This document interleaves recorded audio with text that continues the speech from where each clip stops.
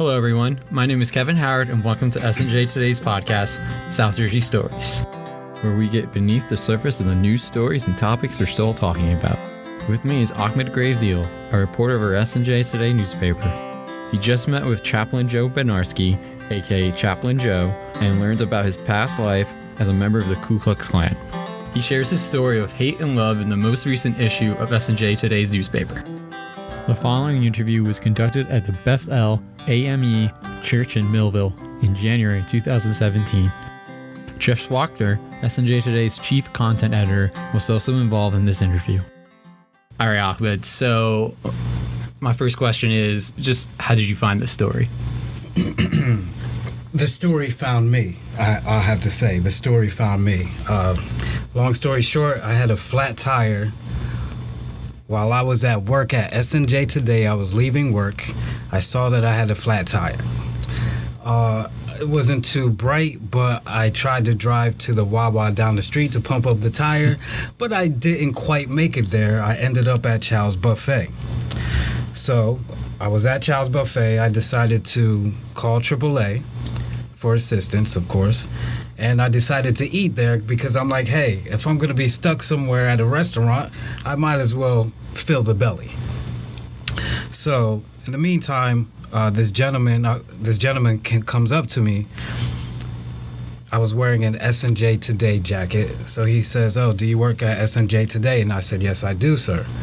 Come to find out, he was at the accident scene where Kara McCullum had gotten into an accident a few years prior. So he showed me some pictures and told me a little story. He was an investigator at that time. And it was a pretty interesting experience. He was very open to just come up to me and tell me that little story. So I'm sitting in the booth. He walks away. I'm sitting in the booth. Then I go up to the what do you call that place? The place where you pay the cash register. Yeah, thank you. They they were very nice to me because I felt like I was there for a very long time. I love AAA, but sometimes they take a long time. So I was talking about my car, and the same gentleman who walked up to me previously, said, "Oh, is that your tire?" And I said, "Yes." He parked next to me. So we had another little conversation, and then I went back to the booth. With the guidance and the help of Chow's Buffet, they allowed me to stay there and wait. So then the gentleman comes back to me and he says, "By the way, I have a story to tell you." And I said, "What's that, sir?" And he said, "I was a former KKK member, and I now work at a church, and I'm a security guard for an African American pastor." And I said, "Can you repeat that, sir?" And he said the story again. I said, "Here's my card. This sounds like a story."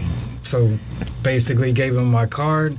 He actually ended up helping me when AAA came as well. He was a very nice fellow, but it's a very intriguing story, and that's pretty much how that got started. He was very open about his past life. Very open. Was that surprising to you? No, because initially, since he first came up to me and told me all that, I wasn't surprised that he got in depth later, because it appeared as though that he really wanted the story to be told. And by the grace of the universe, I was there when that happened. By the grace of the flat tire. Why do you think he wanted his story to be told? That's a good question. One of the reasons why I believe he wants his story to be told is because I think he's still struggling with his past, and he's repenting. In his mind, he's repenting every single day. But he also wanted people to know about how bad the Ku Klux Klan is, and organizations like that. They're just not good. So he doesn't want young people to fall into the same path that he had went to. And he just wants to share. He wanted to share his story about where he is now, and it's all about love. So while you were interviewing Joe, was there anything that stood out to you? Well, he's like 6'6", like 300 something pounds. So that stood out. Just telling me about some history of the Ku Klux Klan, and telling me a little bit about some of the history in Cumberland County regarding the Ku Klux Klan. That was kind of, I'm not even going to say it was an eye-opener. It wasn't really surprising. However, him talking about that, it was definitely intriguing, for lack of a better word.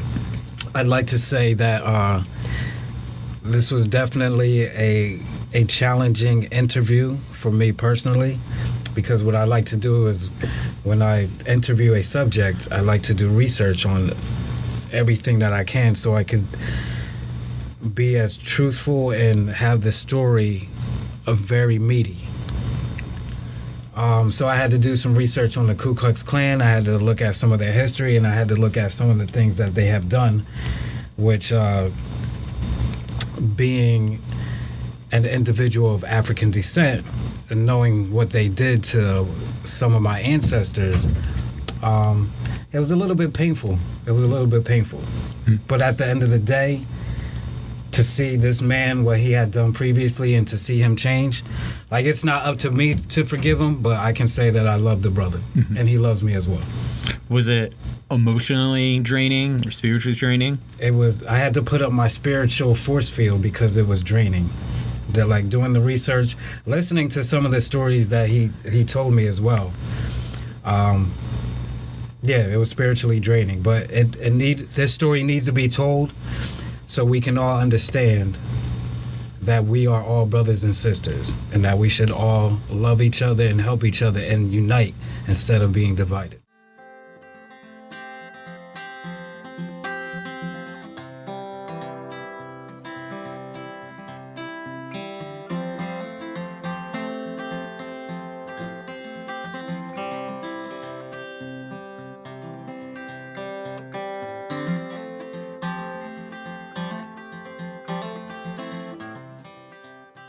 When did you join the Ku Klux Klan? I joined when I was 18 years old. 18? Yeah, that was back in 87. What compelled you to join the Klan at 18? Well, when I was younger, at the age of 14, there was a gentleman that had a Confederate flag down the street from where I lived at. I lived in the projects, Wade East apartments. And I was just getting into photography. My parents had brought me a 35 millimeter camera. So I approached this gentleman and asked if I could take a picture of his flag because I was fascinated with American history. And I thought it was unique. It stood out. I said, why would there be a Confederate flag in New Jersey? And at Wade East? Yeah, down the street from me. Down the street. And I said, how? And little did I know that this person was a KKK member. Now, he had children that were my age. So I became friends with them, and they kind of like took me in. I didn't have a close relationship with my father, so I spent a lot of time with this family. So, like I tell other people that I speak to, this is when the brainwashing process started. Brainwashing. What was a part of the brainwashing process? Well, part of the brainwashing process is that you could be proud of your race. We're a family atmosphere. So I spent a lot of time there with the family because he had children that were my age. So, went over, ate dinner, spent the night, spent a lot of time. And my parents were unaware of this, even though my parents were good parents, they worried about where we were. Mm-hmm. We didn't wander in neighborhoods. They always knew where we were. So they started to feed me literature about the Klan, about its history, about what it was about. Now, at first, the hatred, they left that out, right? Yeah, they left that out. And until I really didn't experience the hatred until I became a member at the age of 18. So basically, you were being quote unquote brainwashed for 4 years. Yes. And that's a process that happens in all the gangs. I think the brainwashing process, they're looking for a sense of belonging, because the parents aren't spending a lot of time with their children nowadays. Back then, it was a little bit different, but nowadays the children running the streets doing what they want. They're busy working. They don't have time for the children. So these children are looking for a sense of belonging. So they join these gangs like the Crips and Bloods and the Latin Kings, MS-13, and we have all these gangs that are here local. In Millville. Yeah. That's great. To go back a little bit, what was your parents' occupation for you to be living in Wade East? Well, occupations. My father my father worked at Kerr Glass. This was back when Wade East was still nice. And my mother was just a caretaker, took care of the house and the housewife. And so what was the orientation process? Like, did you have to, you were 18 and then you officially joined the Klan? Yeah, officially joined, filled out an application. You have to fill out an application? Yeah. Have you ever heard of anybody getting denied? Yes. Yeah? Yeah. I know I'd probably get denied. Yeah, it had to be of a European descent. How do they check that? Well, today they check it through DNA, but back then it was just your ancestry records. You had to Provide. have some kind of proof of what country you were from. What European countries you were from. You could have been mixed with anything. You could have been, you could have been Jewish or Catholic or, back in the day, the Klan didn't accept Catholics. Right, or Jews. Mainly like European, like Ireland, England, countries like that. Any kind of. The Klan was started as an organization. As an American organization. It was supposed to be a patriotic organization. Actually started in 1865 in Pulaski, Tennessee, in a law office where 5 Confederate soldiers met and started it. And then they nominated General Nathan Bedford Forrest, which was a general in the Tennessee Army. And he was nominated to be the first national leader. And then there's a misconception about General Forrest. He seen the violence that was starting because after the Civil War, they rode in white sheets and stuff because a lot of the people thought that they were the ghost of the dead Confederate soldiers coming back, to taunt the African Americans that were just recently freed from slavery. But he actually disbanded the Klan a year or so after it started, and then maybe have been a few years, and then there was a revival of the Klan in 1915 by Joseph William Simmons, and that's when the Klan grew into its largest membership was probably, I'm just guessing, maybe 7 million, 8 million members. They had Warren G. Harding, which was the president. They were swearing people in the White House, and there was governors and mayors, and everybody was involved in it. Right. So, and then that died in the early 30s, and then there was splinter groups. I say during the Civil Rights era, one of the biggest clans was the United Klans of America. Robert Shelton was the Imperial Wizard. He got sued by a black woman. They had killed one of her relatives, and she sued the United Klans of America, and they successfully won the case. And that was probably the last big organized Klan was back during the Civil Rights era. I mean, the Klan has always existed. It still exists today. Yeah, we see It that. operates here in New Jersey still. How big is it in New Jersey? I would probably say anywhere from here locally in the tri-state area, maybe 5,000 members. Wow. They see when I left the Klan, you have to understand that the Klan is operated and ran on a scale like our United States government is ran. So when I called for a meeting and met with the supportive board members, my vice president was against it and did not attend that meeting. And he now runs the Klan here in New Jersey, so it still operates. Matter of fact, I was recently called a few years ago to testify for the state of New Jersey, where he had moved from city to city and forgot to put that he was a Klan member on his gun permit application. I testified that he was a member of the Klan. They denied him his permit, so he's not allowed to buy any kind of ammunition. Even though he still has his gun permit, he can't buy ammunition. You have to say that you're a Ku Klux Klan member.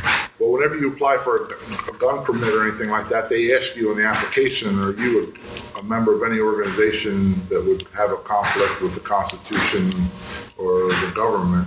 He can still get ammunition from his boys.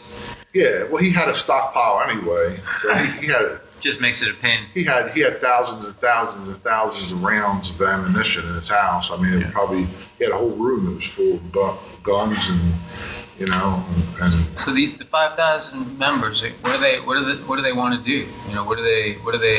Well, the agenda today is they preach, or they teach publicly that they see the Klan today. They've changed their stand as far as publicly. They say, oh, we're just proud of who we are. We're just proud of our race. We encourage other people to be proud of their race, but behind closed doors, it's about hatred. You know what I'm saying? The Klan is a hate organization and always will be a hate organization, no matter how much they sugarcoat it and try to make it look like my friend David Duke. Well, he's not a friend of mine, but he used to be an associate of mine down in Louisiana. I don't know where. I think he's hiding in Russia now from the government. But, you know, he's a good candidate for powder sugarcoating. You know, oh, we're just European Americans and we want to be proud of who we are. You know what I'm saying? But behind closed doors, I guarantee him and Don Black, which run Stormfront, the largest forum on the internet, they preach hatred behind closed doors. You know what I'm saying? So the appearance that I put on in public was one thing, but then behind closed doors, you know, I hated everybody. I hated it, even including myself. And how did he take that out? Well, it wasn't until I had a supernatural encounter with Jesus on a hot summer night in July of 2015. I was watching the 700 Club, and Pat was on there, and he was talking. And Pat Robertson? Yeah, he did. This was a pre-recorded show, so he had a vision from God, and he says, there's a Klan leader out there. He's going to be indicted. He's not happy with his life.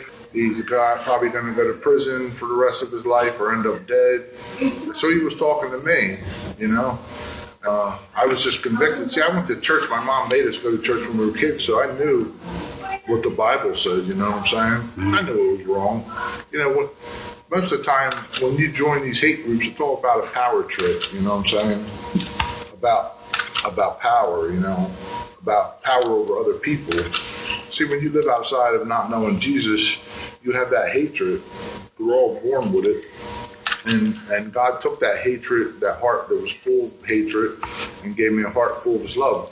Now, that night when I gave my heart to Jesus, God healed me instantly and took the hatred away that I had towards other people of other cultures and races.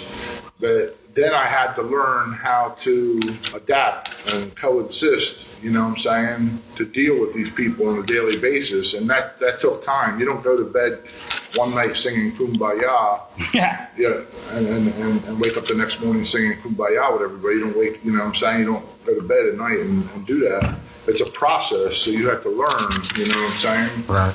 Yeah. So the Bible tells us that when we become born again, we become new creatures. All things are passed away and all things are new.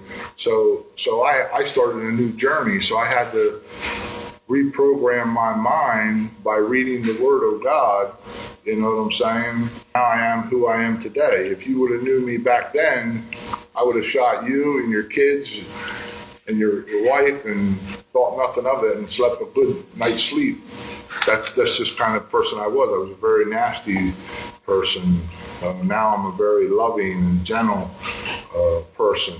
Most people that are involved in hate groups, like the Klan, hate themselves, and they have hatred within them.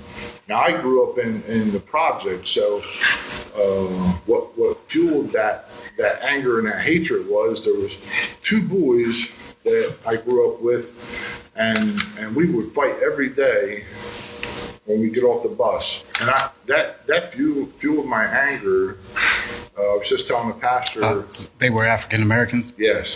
And that, I was just telling the pastor that he gets his hair cut. One of the guys is a barber here locally, and I'm good friends with him now, one of the boys, you know. Mm-hmm.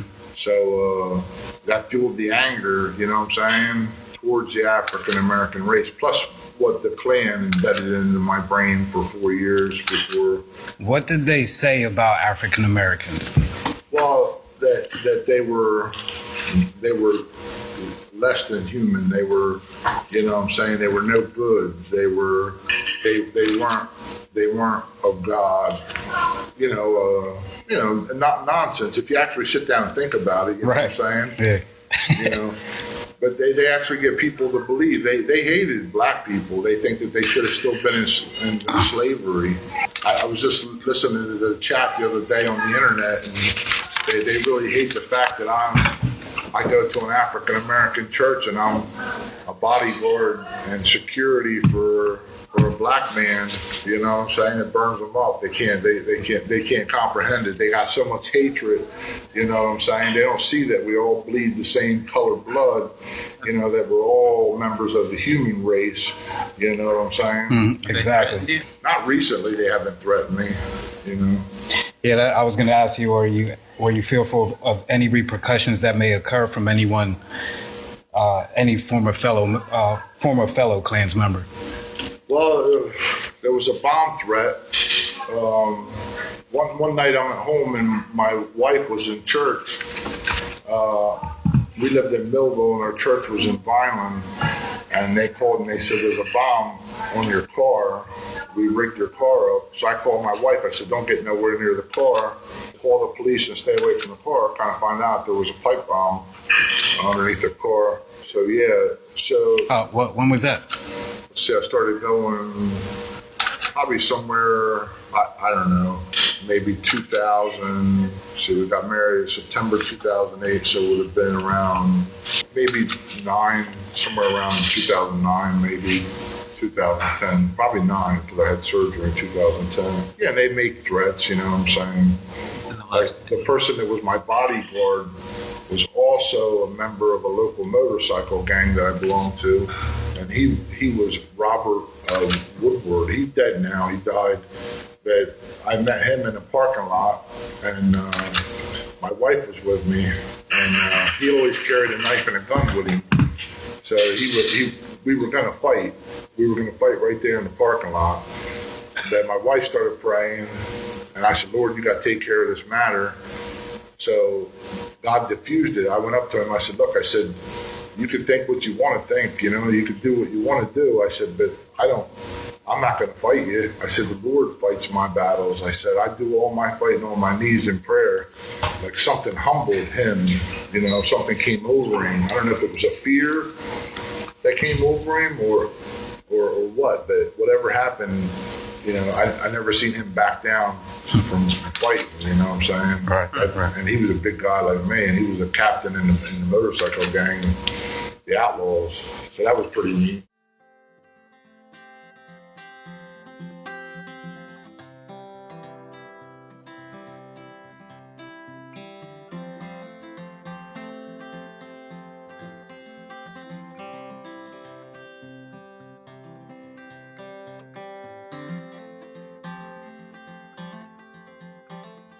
Now, when I first joined the Klan, a few years after I joined, I think in the early 90s, me and another member, we joined the Invisible Empire. That's the oldest Klan group in America. And then we seen that they weren't running things the way that they were supposed to run things by the Koran, which is the laws and bylaws of the Klan. Say that again? The Koran. The Cloran? Yeah, I don't know the correct spelling. I have a copy of it at the house. But so we challenged them. Interesting. So we told them they didn't like the fact that we challenged them, the fact that they were meeting and getting drunk and not doing what they're supposed to do. So they told us that we could go on our way. So they were going to kill us then. So the Nighthawk, the security officer, thought it was wrong that they were going to try to kill us. And he went to the state police, and the state police asked him if he would wear a wire. So he wore a wire, and they started an investigation. They had enough evidence that they convicted them all. They all did. I think the Grand Dragon one did 5 years in state prison. They all got convicted. You know what I'm saying? Plus, they threatened a boy that was in school, and one of the members was a school teacher. So they got in trouble for that. You think I would have learned my lesson and not pursued the direction I was going in? So before, when you said you were real angry, and I asked, how did you take it out? I meant, like, how did you get that out? How did you? Well, we committed acts of violence towards people because of the statute of limitation on some things. I can't discuss things that happen, but I have to live my life knowing that I probably I did physically order people to be hurt physically, and crosses burnt on people's lawns. I can't believe that I was that person at one time. You know what I'm saying? But I have to live my life, the rest of my life, knowing that I've hurt people. You know what I'm saying? Behind closed doors, he teaches hatred. To teach separation of the human race is a form of hatred. And he's a pastor. Now, pastors are going to be held more accountable. Right. On Judgment Day. He doesn't, and I'm sure he knows that, and I address him. I said, Pastor Rob needs to ask God for forgiveness, and, I said, because for him to teach that the white race is better than anybody else is sin. It's sin. You can't preach separation. You know what I'm saying? Where's that in the Bible?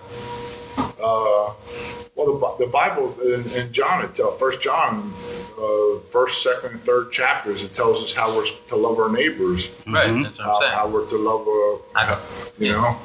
It's not in the Bible.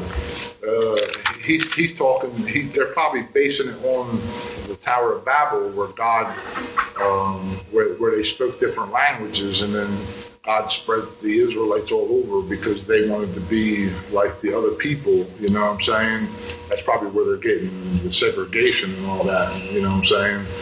Because up to that, the Israelites were segregated people. You know what I'm saying? Mm-hmm. So, but they're not. The white race isn't God's chosen people. God's chosen people are the Israelites. You know what I'm saying? Which is called in the Bible. So. And then you got skinheads, and then you got neo-Nazism, and you got. How is that all linked in today's? So there's a lot of media about. Well, they're not. The Klan should never have associated itself with neo-Nazism. My father fought in World War II against the Nazis and was missing in action for 14 days in Normandy, France. It's another big hypocrisy. Yeah, they believe in National Socialism, and they believe that the Nazi Party, the rules of the Nazi Party, and which is hatred. They want to do away with everybody that's not of the pure race. You know what I'm saying? Which Hitler thought was the blue-eyed blonde. You know what I'm saying? And the funny thing is that he wasn't blue-eyed or blonde himself. No, he was a very confused individual. If you read about him, he suffered with depression and all kinds of stuff. I think he was actually a madman, if you ask me, by reading everything I've read about Hitler. I think it probably was, yeah. Yeah, I mean, how could you exterminate all those people? Over 6 million Jews, you know what I'm saying? And then go over there. I went over there to Poland, where one of the biggest camps was, you know what I'm saying? And see all those shoes and see all those, you know, pocketbooks, and they would even cut their hair off, stuff, piles of hair, you know what I'm saying? And it's just terrible. When did you go there? Probably 2000, right after 2013. So, why did you go there? well, it's my native land, Poland.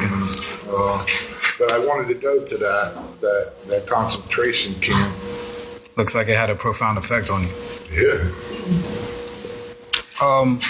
So to go back, he said that you used to order people.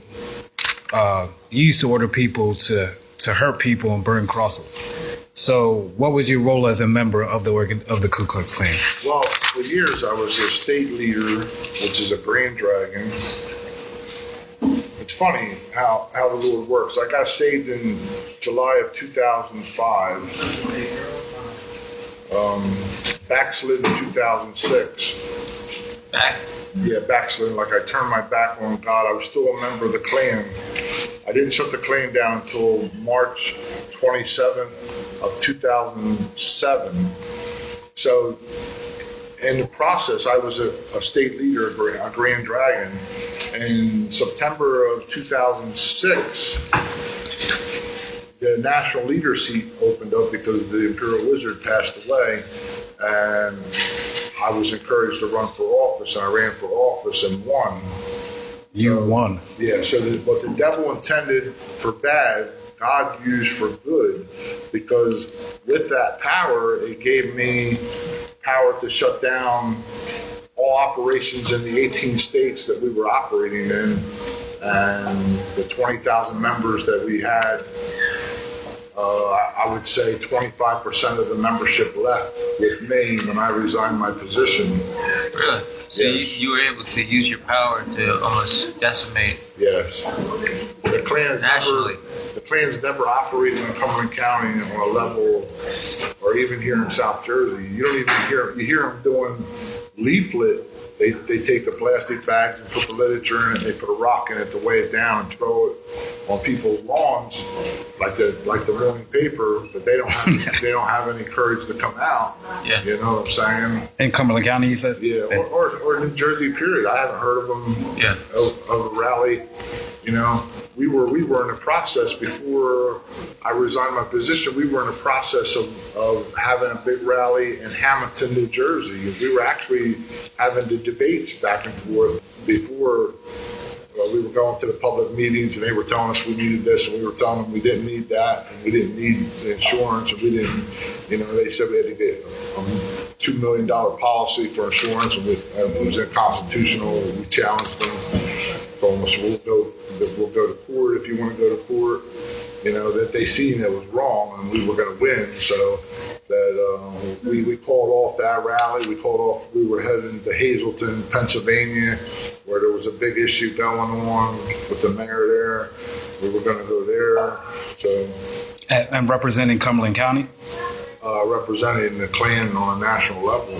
See, what you have to realize is the Klan was a secret organization.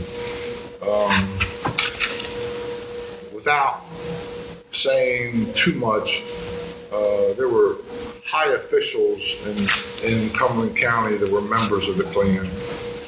Police chief, judges, lawyers, doctors, people that were which had power, here in the local government. You know what I'm saying? Do you think that still exists today in Cumberland County? No, I believe that most of the old timers have retired. I think there's still a little bit, but not on the level it was. We're talking judges on a on a Superior Court level in New Jersey, police officers, lawyers, you know what I'm saying? People that were here locally, that a percentage of these members, I would say a percentage of the members here statewide almost everybody left on the national board. Almost everybody left on the state level when I resigned my position. When I sent you them letters, when I signed them, when I post-dated them and said effective midnight, those members left with me and are living normal lives now. You know what I'm saying? Not all of them are Christians, but they're living a happy life. They're not living that life of hatred that they lived at one time. So actually, you helped them to see the light. You brought them into the light, so to speak. Well, I believe God brought them into the light. Yeah, but God used me to tell them, to show them that this is the life we should be living. We're either going to end up dead or we're going to end up in prison or something's going to happen to us that ain't good. You know what I'm saying? Right. Like where I live at, that's an appointment of God. Like how can I live in a place like that? But people respect me because of the position I hold now. You know what I'm saying? They can honestly see that I changed my life. That's what people want to see when people make corrections in their lives. People want to see that they do good. They were skeptics when it first happened, but now it's been March 27th, 2017 will be 10 years. 10 years. That's like what you were saying earlier. You had to adapt. Like you couldn't just go to sleep one day being a Ku Klux Klan hatred person and then love the next day. And it's a process every day to deal with people, to become a better person. And the love that I'm talking about that God gives us when He takes that heart that's hardened it's called an agape love. That only adopted love. It's three types of love. And agape is a love that God only can give you. That no other people on the earth obtain this love. If you look up the different loves that the Bible talks about, and agape love is the love that God gives us that we're capable of loving other people. See, outside of the love of God, we're not capable of loving others the way that we should love. Right. See, we were designed to have fellowship with God. You know what I'm saying? And then sin entered into the world through Adam and Eve. And now we have sickness, and we have sin, and we have diseases. We have all kinds of depression, you name it, all those bad things, hatred, all that stuff's of the devil. It's not good. But the light always conquers darkness. Exactly. You know what I'm saying?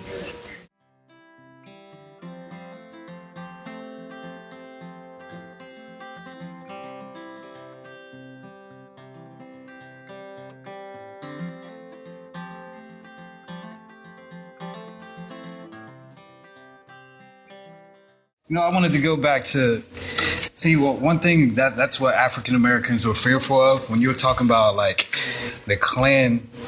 There were Klan members that were judges, that were cops, lawyers. So it's like I don't want to speak for everybody, but it's like they would feel that the law was set up against them, that they couldn't get an equal right. Well, there still is the law. They're still like prejudiced. Look at these cops. How quick they are to shoot young black men, you know what I'm saying? Right. I'm sure it happens vice versa, you know what I'm saying?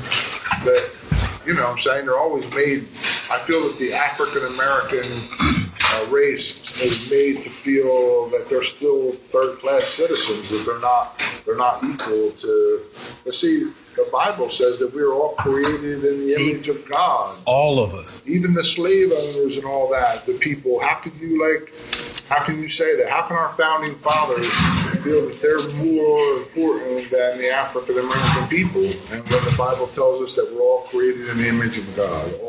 All. Not one, not two, all. Equal. It's interesting. Going back a little bit again, did being in the Klan make you feel special and important? Did it make you feel powerful? Yeah. Like you had a purpose? Yeah.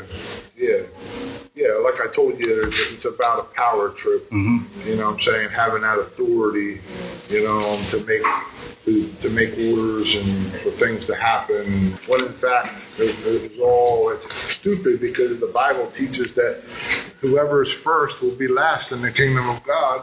So, like, I'm kind of humble now.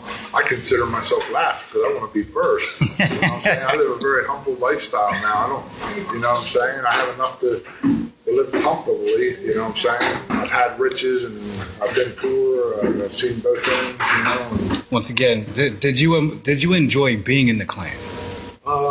At that time, I mean, because you were in there for a long time. Yeah, I guess I did. I guess I enjoyed living the life of sin. Because I have to think of it from a Christian aspect when I look back on it now, you know what I'm saying? Right. So I think that we all enjoy living in sin, you know what I'm saying, and not living a godly life, you know, like we're intended to live. But like I said, a power trip, you know, a lot of money involved with it. You know? What do you mean? Well, because people pay dues, you know what I'm saying? Plus I got a salary, you know what I'm saying? If you want to think of it as a salary, just like the President of the United States gets, you know, everybody gets paid for doing something. Mm-hmm.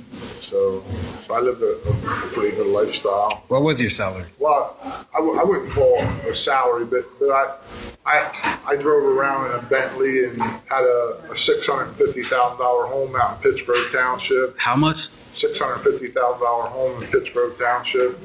I was a general contractor too, so like I built houses all my life, you know what I'm saying? So I made good money doing that, you know what I'm saying? Were most of your customers involved in the Klan, or had nothing to do with it really?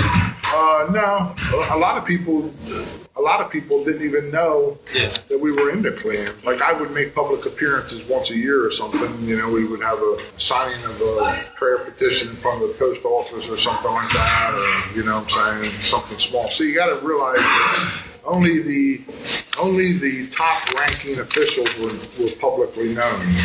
Most of the everyday members and the people that were below, they were like that's where our power was and our secrecy, people not knowing who we were. So I happened to actually be told, and because of the incident where we were fighting with the rival clans early on, I publicly became known. So that was the Invisible Empire. Yeah, it was the Invisible Empire. That's the original Klan. So you were kind of known in circles for your fighting against them? Yeah, we had, like, the Imperial Wizard J.W. Farron, which I don't even think he's alive anymore. He gave the orders to have us rubbed out. And Joseph P. Dope was the Grand Dragon at the time. He lived up in Clayton, not far from here. Really? Yeah. In the National?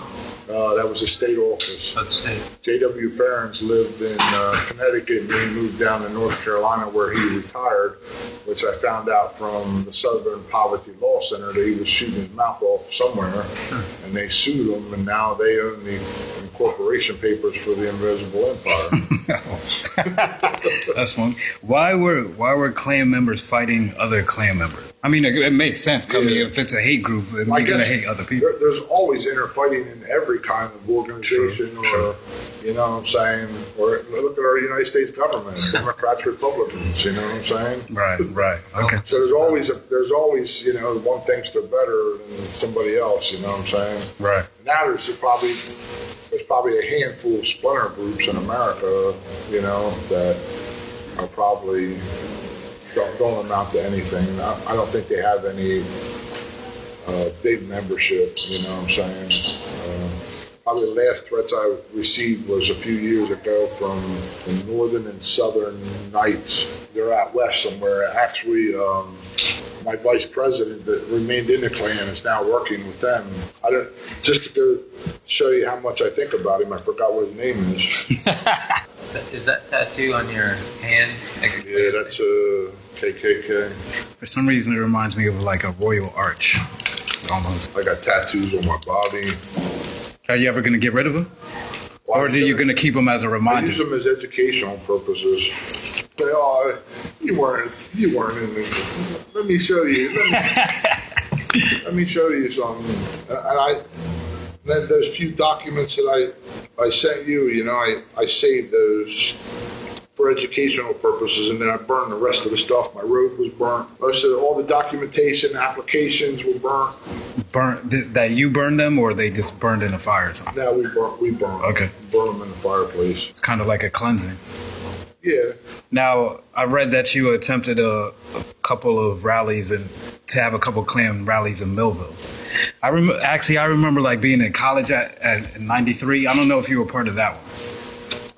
But it was supposed to happen, but then like people rallied against it, so to speak.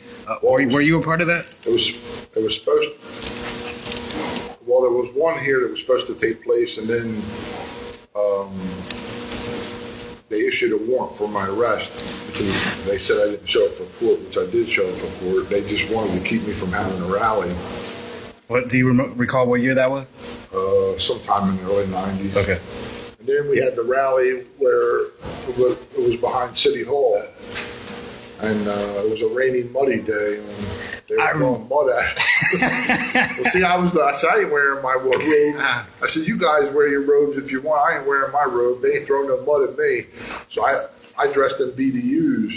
You know what I'm saying? I didn't stick out like the rest of them. They were aiming for the white But a riot almost took off because one of the members was arrested because he had a gun. We all had guns on us. They just didn't check us all. You know what I'm saying? And then the crowd started to get restless. So they said, well, we better end this before we have World War III here take place behind City Hall in Millville. So the police escorted us back to our cars. They were angry too, but I could hear them behind us. You know what I'm saying? Who was angry? The police? Crowd. Oh, okay. Yeah, they escorted us out of town. Escorted out of town. Was that year? We had a police escort out of town. How come you didn't go to that one? I don't. Well, because there was a couple of them. So that was the Invisible Empire. Okay. And that was early '90s. Yeah. Mm-hmm. Like when they escorted you out of town, like they took you to city limits? Yeah, they took us to city limits and made sure nobody was following us. He has this one picture that I sent to you where he's in the back, he's in the Klan rally, but everybody else is wearing robes, and he's wearing his regular clothes. I never wore my robe out in public. I thought it was for ceremonial purposes, only if we were swearing somebody in or something. Plus, I had too much money invested in it.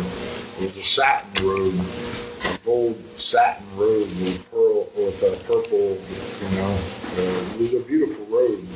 Like a pearl in it, you mean? It had, it was gold, and it had purple. It had 5 purple stripes, 5 purple stripes on the bottom, and it had a. Because of your ranking. Yeah, and. It was just a beautiful robe. It was nice. I hate You didn't want to get dirty. Yeah. Or mud, though. It's hard to get that dry cleaned. And you said you were the Imperial Wizard. Yeah, that's a national leader. In September 2006 until March 2007, 27th of 2007, I was Imperial Wizard, national leader. We operated in 18 states. Most of the money we took because it was considered blood money, I thought. You know what I'm saying? It was like the person that betrayed Jesus, Judas. 30 pieces of silver. You know, so like we donated the money to like local churches and stuff. Just took it in and dropped it into the offering plates. You know, nobody ever knew that. That's awesome. The money. I'm talking like a lot of money. I can't say how much, but. Don't need that IRS to come after me. So you spoke about it briefly earlier, but what was the specific event that changed your way of thinking and gave you the impetus to leave the Klan? Well, God had always been dealing with my heart. You know what I'm saying? Because remember I told you my mom would make us go to church when we were children. So I knew that it was wrong, you know what I'm saying? Deep down. And and after God dealing with me for a number of years, you know, I just gave in, you know what I'm saying? It's kind of like it's called a conviction. When the Holy Spirit moves and convicts somebody of doing something, the Holy Spirit convicts people of things after they become a Christian, you know what I'm saying? Like you have a conscience, like you feel guilty doing what you're doing. Back then I didn't have a conscience, but now I do. So with a lot of groups and organizations, once you make an oath to become a part of them, it's hard to get out. How did your former fellow members react when you gave them your resignation? Well, they were angry. The vice president, he held a press conference the next day, and he sent me this nasty email saying, "Oh, I thought we agreed that you were going to let us use the corporation papers. You know, we were going to continue using the name here, you know, in each state." And I had a change of heart. Like I had a phone conversation with him briefly before midnight, and he kind of like threw around the idea that I was gonna let him do it, but in general, it didn't happen. Everything was disbanded. I'm still intrigued about the event. I mean, like that what changed? Because that's a real. You're saying like it was kind of inside you the whole time. You definitely have a conscience now. Yeah, I guess it did. I seen the things how people were treated, and you know, deep down inside, you know, I kind of felt bad. You know, had a heart, I guess, if that's what you want to call it. Mm-hmm. You know, like why are we doing this? You know what I'm saying? Right. And then we would think about, after we did things, we would think about, you know, why we were doing it. It's all part of hatred. You know what I'm saying? Like, I wouldn't even think about doing anything, stuff like that now. That's crazy, you know what I'm saying? Right. Just the frame of mind that I was in at the present time. So, I mean, that was it. A supernatural encounter with Jesus. That's what changed my life. You know what I'm saying? That's one of the chapters that's going to be in my upcoming book. Are you writing the book? Yeah. It was supposed to come out years ago, but every time I get ready to publish it, I always write a new chapter. Right. You know? It's a continuing story. Yeah, so. No, you gotta cut it out, and then the next one will be chapter. Yeah, I think it'll be a bestseller. Just haven't did it yet. I've been involved here at the church locally. You know, just took on the role of security here for Bethel. The pastor's wife passed away recently, and the soup kitchen's getting ready to open up at 12. So we do it from Tuesday, Wednesday, Thursday, and Friday from 12 to 2 p.m. So I'm busy doing that. You know. Is that all year round? Or just... Yeah, we had a Christmas dinner. We had a Thanksgiving dinner. You know, we feed a lot of people. I mean, like I said, 12 o'clock, if you guys hang around, you'll see that people come in and eat. You know, we serve them. Yeah. They eat as many times as they want. You know what I'm saying? This is like a restaurant. We ain't joking around. That's where I met you, at a restaurant. Yeah. I have one final question for this interview. What would you tell anyone, especially children or young adults, what would you tell them if they had any ideas of joining the Klan? I would tell them not to make the same mistake that I made by spending over 20 years of your life wasted on a cause that's going nowhere. Hatred is not good. We should love everyone. We should accept people, you know, even though gay and lesbian people, it's a sin that they're living, but I don't hate those individuals. I love them as people, just like Jesus loves them. But we should love everybody, and they should work on goals, the children. They should have a vision for what they want to do in their life, and they should go go after that goal and that vision that they have in their life, and to stay in school and to go to college, you know what I'm saying, and make the best out of it they can make themselves, and not get involved in gangs and hatred, because those gangs are only looking for one thing, you know, and for you to do their dirty work. You know, they don't care about you. They don't care about you or anybody. You know what I'm saying? Sorry, I do have one. Do you go to schools or anything to teach? Because you said you use these as an educational tool. Is this just something that you do here when you're pastoring, or do you go elsewhere too? No, I have my own private ministry where I'm speaking at the Violence High School South, Millville. I'm speaking at the Cumberland County College. I speak at a lot of churches, not as much as I used to. So whenever the opportunity arises, I go out and, you know, share my testimony.